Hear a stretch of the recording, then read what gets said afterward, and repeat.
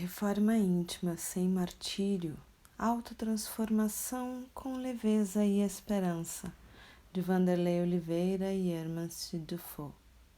Capítulo 12. Ser melhor. Abre aspas.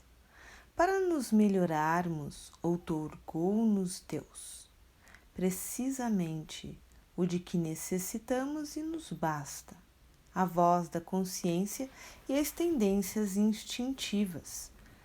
Priva-nos do que nos seria prejudicial. Fecha aspas. O Evangelho segundo o Espiritismo, capítulo 5, item 11. Será muito útil à comunidade espírita um maior empenho em seus grupamentos no entendimento do tema reforma íntima. Apesar dos debates assíduos, observa-se ainda uma lacuna no apontamento de caminhos pelos quais se possa iniciar um programa de melhoria pessoal. Mesmo sensibilizados para sua importância, pergunta-se: como fazer reforma íntima? O primeiro passo para mais amplos resultados nesse campo será possuir a noção bem clara do que seja essa proposta no terreno individual. Propomos, então, uma releitura de sua conceituação em favor da oxigenação de nossas ideias. Associa-lhe comumente a ideia de anulação de sentimentos, negação de impulsos ou eliminação de tendências, ideias que, se não forem sensatamente exploradas, poderão tecer uma vinculação mental ao obsoleto bordão do pecado original, uma cultura diametralmente incoerente com a lógica espírita. Essa vinculação nos conduz a priorizar a repressão como sistema de mudança, ou seja, a violação do mundo íntimo, gerando um estado compulsivo de conflito e pressão psíquica, uma tortura interior. Esse sistema de inaceitação é caracterizado quase sempre pela ansiedade em aplacar sentimentos de culpa, uma fuga que declara a condição íntima de indignidade pelo fato de sentir, fazer ou pensar em desacordo com o que aprendemos nos lúcidos conteúdos da doutrina.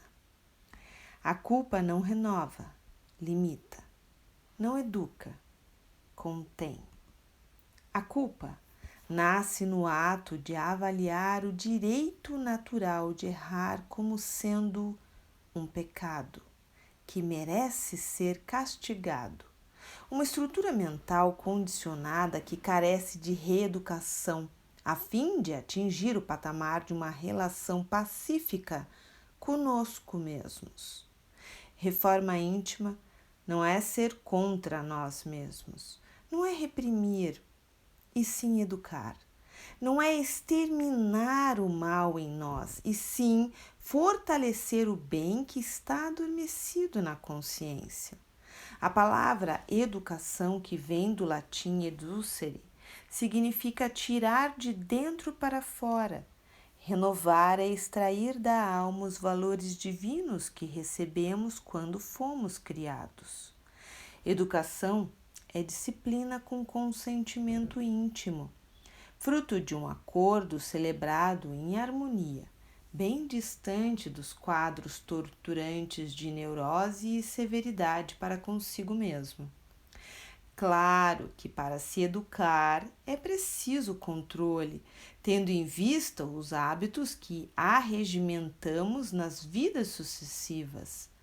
Muitos discípulos, entretanto, permanecem apenas nesse estágio, definindo seu crescimento espiritual pela quantidade de realizações a que se devotam por fora, quando o crescimento pessoal só encontra medidas reais na intimidade do sentimento.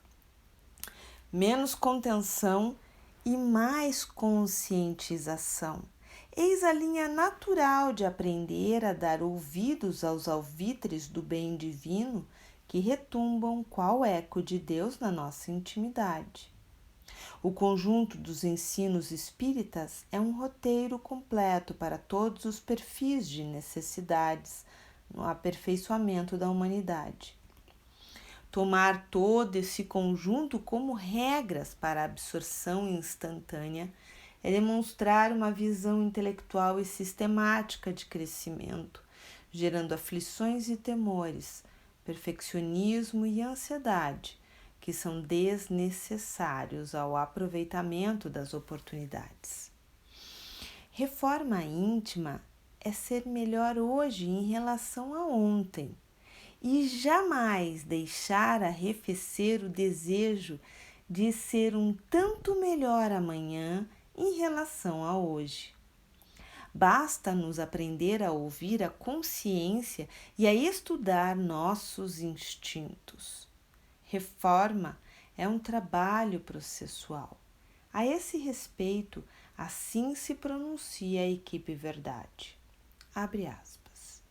Conhece bem poucos homens quem imagine que uma causa qualquer os possa transformar, como que por encanto. As ideias só pouco a pouco se modificam conforme os indivíduos, e preciso é que algumas gerações passem para que se apaguem totalmente os vestígios dos velhos hábitos. A transformação, pois, somente com o tempo, gradual e progressivamente se pode operar. Fecha aspas.